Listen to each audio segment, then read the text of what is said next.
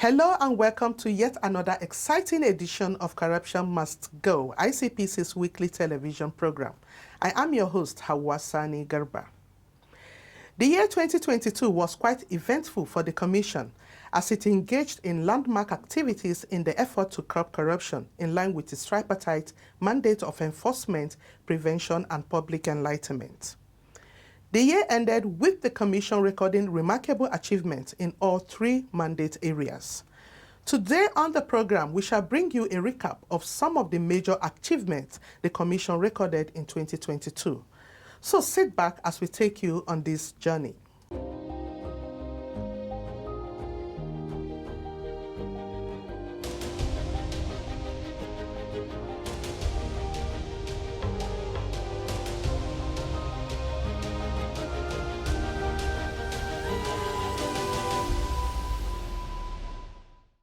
If you are just tuning in, this is Corruption Must Go. Our focus for today is on the Commission's major activities in 2022. Just like other preceding years, the Commission during the year under review received over 1,000 petitions, out of which some were referred to other agencies, while others were investigated and where adequate grounds were found, they were referred for prosecution. The Commission also carried out various intelligence-led investigations and secured some convictions. Let us hear more from the Director in charge of prosecution, Mr. Henry Emore.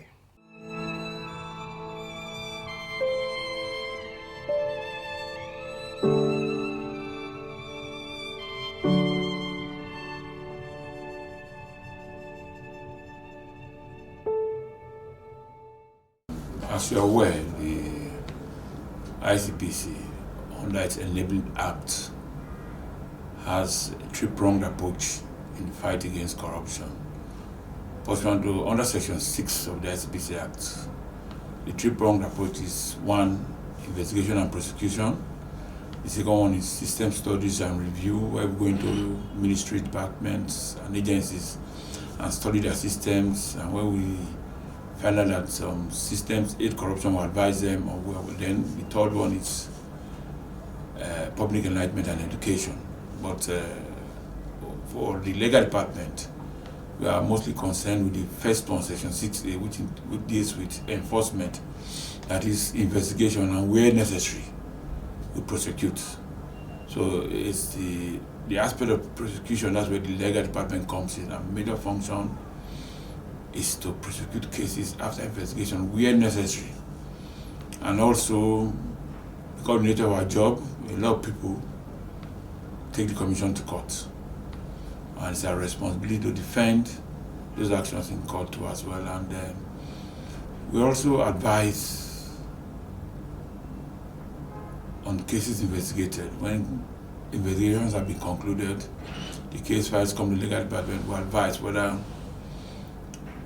there's a prima facie case to take the person to court, or whether they should go and do further investigation, or whether they should close the case for lack of evidence. And we render general legal advice to the Commission. Those are the major functions of the department. Yes, like I told you, one of our major functions is to prosecute cases. And over the last year, that's 2022, we had some convictions, we had some modest achievements.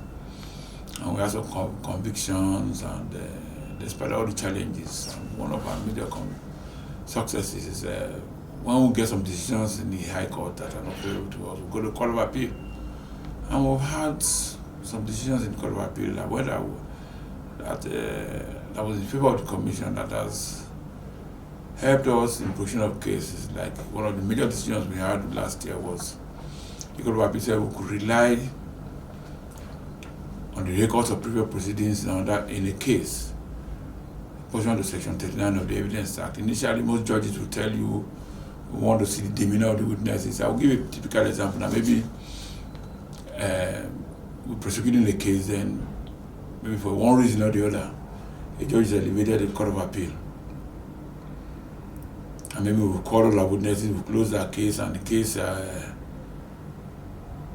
it's for defense or for judgment. Now, what we need to do now is to go back and start the case before a new judge. But the law allows pursuant to the Evidence Act, that says you can use the records of previous proceedings to prosecute a case, pursuant to Section 39 and 46 of the Evidence Act. But most judges will tell you, no, we want to see the witness, and if by chance a witness had died, how will you get the witness? So what rulings are such, those kinds of rulings, but what could have been said? No. The position of the law is very, very, very clear. You can use the records of previous proceedings. So that's, and we recorded a lot of convictions last year. And though most of our defendants are public servants, and they are quite difficult to prosecute, but we had some convictions. Yes, like I said, the Section 6A of the ICPC that provides that for the enforcement duties of the Commission says where investigate and where necessary prosecute. So the Commission has come to realize that without good investigation, you cannot get good prosecution. So moving forward, the board, the chairman and the board have directed that henceforth all investigation must be prosecution-led. That a lawyer must be part of the investigation, advise investigators on how to proceed while investigating cases, because the lawyers know the evidence needed to prove a charge, or the evidence they need in support of any section of the Act. So as the investigators are investigating, they consult with lawyers, and I think if we move forward and we follow this strictly, we'll be having good investigation and subsequently good prosecutions.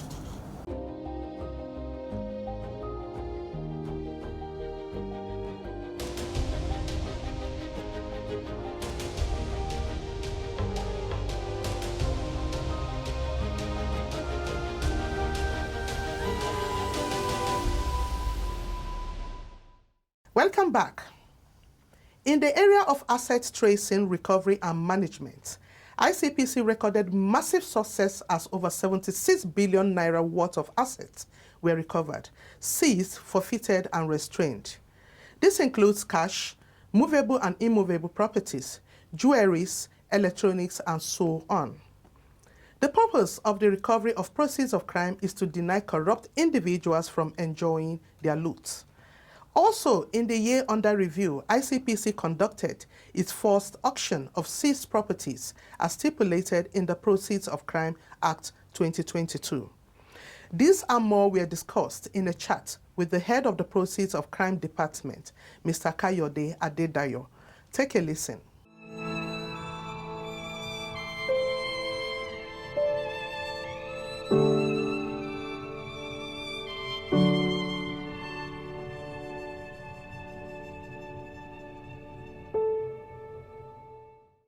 Well, I would say that ICPC have done tremendously well, highly credible. Before the advent or the passing to law of the Proceeds of Crime Recovery and Management Act, which was signed by the President on the 12th of May 2022, that's last year, we hitherto had what we call asset recovery, asset tracing, asset recovery and management department, which is responsible for asset investigation and the recovery processes for the assets, and then the management and holding capacity for the assets. As at that time, we do not have a regime of asset disposal. So all assets are kept and held in stock on behalf of the federal government. So what we basically have to do as a department was to hold this asset in trust for the government and see how we can keep them running. We had a philosophy which is we are not undertakers, so assets are not allowed to die in our hands. If it's a going concern, our responsibility is to ensure that we keep these assets running, and then we have various strategies in which we accomplish this. And for assets that are already like stationary, that are not moving, that are not operating, then we put security there for preservation. So our major responsibility is to preserve the assets and see that at least when government will want to realize it, minimally is either it will have gained value or lose very minimal value. We had our first experience of asset disposal last year, and before we could dispose that asset, one of the steps that chairman ensured is that one, we were able to work assiduously to put together an asset disposal guideline, something to guide the disposal processes. So this commission has a policy approved by the board of the commission named Asset Disposal Guideline. Part of the provision of Asset Disposal Guideline, apart from setting out the process of asset disposal, is also to stipulate an establishment of an Asset Disposal Committee, which we term ADC. So there's an Asset Disposal Committee chaired by the chairman. It has as members 4 directors: Director of Legal, Director of Operation, Director of Proceed of Account, and Director of Finance and Account. It also has as members 3 honorary members of the commission. It also has as members 4 independent observers, one from representing the civil society organizations, one representing the Bureau for Public Procurement, one representing the Nigeria Labour Congress. All these are members of the Asset Disposal Committee, and one representing the Nigerian Union of Journalists. So we have these 4 independent observers who are members of the Asset Disposal Committee. The Asset Disposal Committee meets regularly to approve, to look into and approve various milestones in the asset disposal processes. So last year, we were able to dispose some assets. These assets were batched into 2 lots. Lot 1 contained the assets that are lands and building, and lot 2 for motor vehicles. So we had 12 motor vehicles that were slated for disposal, and we also have 15 lands and building that were slated for disposal. And you ask me, how do we arrive at the value? The valuations of these assets were done in 3 categories. 1, we have valuations by in-house valuers. This commission has seconded officers from the Federal Ministry of Works who works with us here as staff of ICPC, who are estate valuers. They carry out valuations on all our assets. And then we also have an engagement with Nigeria Institution of Estate Surveyors and Valuers, NIESV, in which we can engage them for valuation of our asset at a peanut. All they just take from us is an honorarium. They don't collect from us full professional fee. So for some other assets that our own in-house valuer cannot reach or may not have the time to be able to cover on time, we engage members of NIESV on these memorandums of understanding, and they carry out valuation on our behalf. Then there's also a third valuation process, which is when we engage independent valuers. We have had an opportunity or an occasion to do that on 1 or 2 occasions when we had to engage independent valuers just carry out professional valuation for us and at their home fee. So this is the way we arrive at the values of the assets. Now I must also say that prior to the asset disposal exercise by the Commission, there was an attempt by the Federal Ministry of Justice to do an asset disposal exercise in which all law enforcement agencies and recovery agencies were brought together under an umbrella called Inter-Ministerial Committee on Disposal of Federal Government Forfeited Assets. So at the point of their disposal, when it was about to dispose, it has approached the President, the Commander-in-Chief for an approval, and the government valuations, the one conducted by the Federal Ministry of Works, has been approved by the President as the value at which this asset will be disposed. The Commissioner ICPC inch on the same principle. So we use the Federal Ministry of Works valued valuations to dispose this asset that we disposed last year. The process of crime bill was long awaited by this country until it was signed. And I must let you know that signing of it was also part of the international requirements that we needed to go. And it will be of great benefit to us as a country.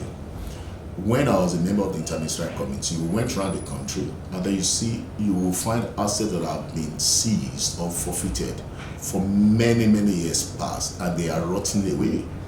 Ship even get sunk on the water because the processes for disposal were not really yet really clear. But now we can have immediate actions on recovered assets. And with this, we can get maximum value for the federal government. So the federal government can maximize its value from this asset to this asset. Now, the Act also provided for, before the assets are even disposed, how do you manage them? It gives us various options. The Act empower or permits us to engage professionals, auctioneers, property managers, estate valuers, investment advisors, stockbrokers. All these people cannot be engaged to manage this asset for a fee, because the Act permits us to be able to deduct this cost of management from whatever will be remitted to the confiscated, forfeited property account. So with this, there will be more value yielded, and then we will be able to erase that old age traditions of loss of revenue due to storage of these assets, elements, and weathers and all that beats the asset. It corrodes the value, corrodes the state, and everything. And at the end of the day, in fact, there are some of these assets that will become scraps in our hand. That we'll be able to avoid. Perishable assets can be disposed immediately, and then those ones that are not even perishable, we can be put in the market. They can be put to use at the first instance, and at the final instance, they can be disposed for a great value to government. So at the end of the day, it's the general public that benefits.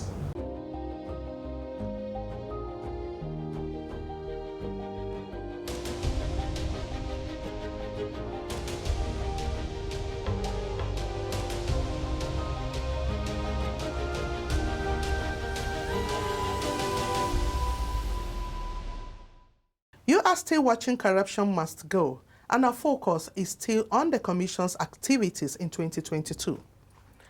Section 6B to D of the ICPC Act confers on the Commission the power to check the structural, administrative, and financial processes of government organizations to identify corruption-prone areas with a view to providing remediation and reinforcing integrity in the systems. ICPC, during the year under review, had conducted 40 system studies in ministries, departments, and agencies, and other public bodies. Anti-corruption and transparency units were inaugurated and sensitized. 260 MDAs were assessed with the Ethics and Integrity Compliance Scorecard, and 15 corruption monitoring activities were undertaken with 2 completed corruption risk assessments. Let us hear more on these achievements.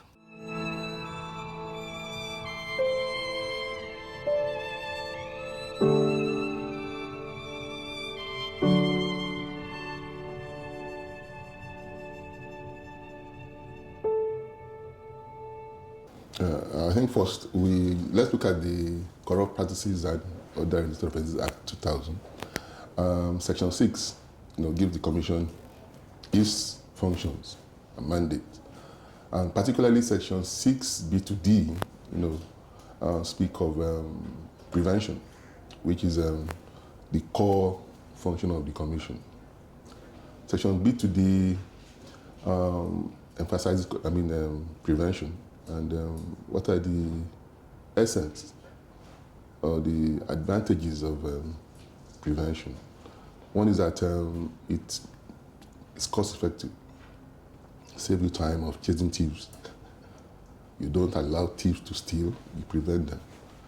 2, it frustrates waste, abuse of office. It also stops misuse of resources, of public funds, and so forth. And it identifies gaps, loopholes, where you need to, prevent leakages and so forth, which has been the bane of public office corruption. So Section 6B to D, particularly, if I may read, it says that 6B, to examine the practices, systems, and procedures of public bodies and supervise a review where they aid or facilitate fraud or corruption. This subsection speaks basically on specific advisories on systems and procedures, particular areas we need to address. For instance, value chain. How are you distributing fuel? Is it the right way? The monetary policy, is it going the right way? Is it what the law says or what was supposed to be the case? Then 6C talks about instructing, advising, and assisting on ways by which fraud or corruption may be eliminated or minimized. This is general advisory. Ways generally is not specific now. Any way that you think we can avoid or check fraud in systems. Then 6D, this one is even very innovative. It says to advise on any changes in practices, systems, or procedures compatible with effective discharge of the duties of public bodies to reduce incidents of bribery, corruption, and related offenses. Section 6D addresses new trends of corruption. If you look at, corruption is mutative. It changes with time, changes with the environment. So this section is foreseen and directing the Commission to give advice to address or put those public agencies on their toes to check and look out for new trends that may aid corruption. So we advise public bodies in this regard. We have the system study and review. Like I said earlier, a system study tool is used to diagnose public institutions and systems if they are not permitting corruption. So we look at, for instance, your procurement process. Is it aiding corruption?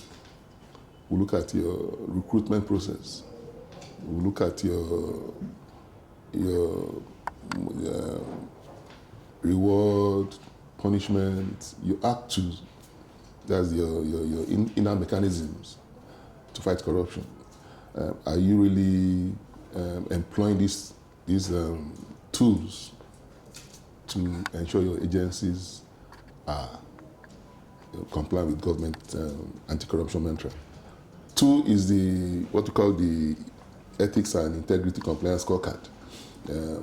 It's becoming very famous now. The number of agencies are complying. You see, it is drawn from one of the theories of corruption. This is the institutional theory of corruption.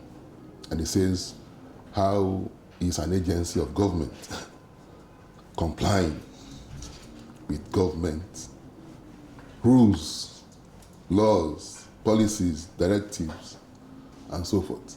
So if you're complying, of course, it gives you way and means to be honest with your processes. But if you decline to comply, indirectly you are giving way for corruption. So we use this tool to assess, to also examine through evidential means, because you must support your claim with evidence. We ask you, for instance, how do you have ANACTU is the Anti-Corruption Transparency Unit. If you have, how have you been maintaining them and supporting them? We ask you, do you have whistleblowers mechanism or process? Do you have the ethics and compliance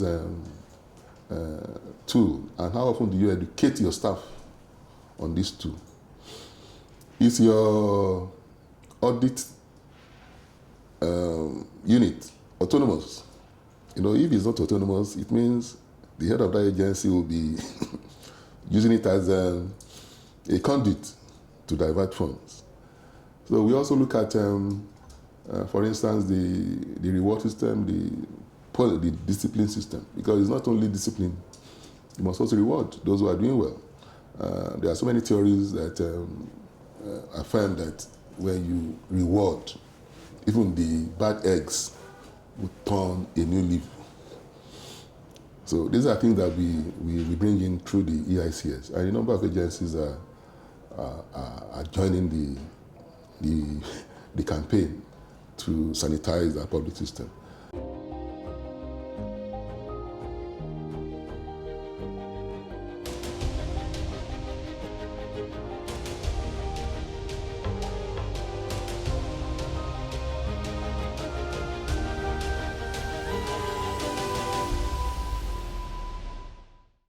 That is all time we permit us to take on today's edition.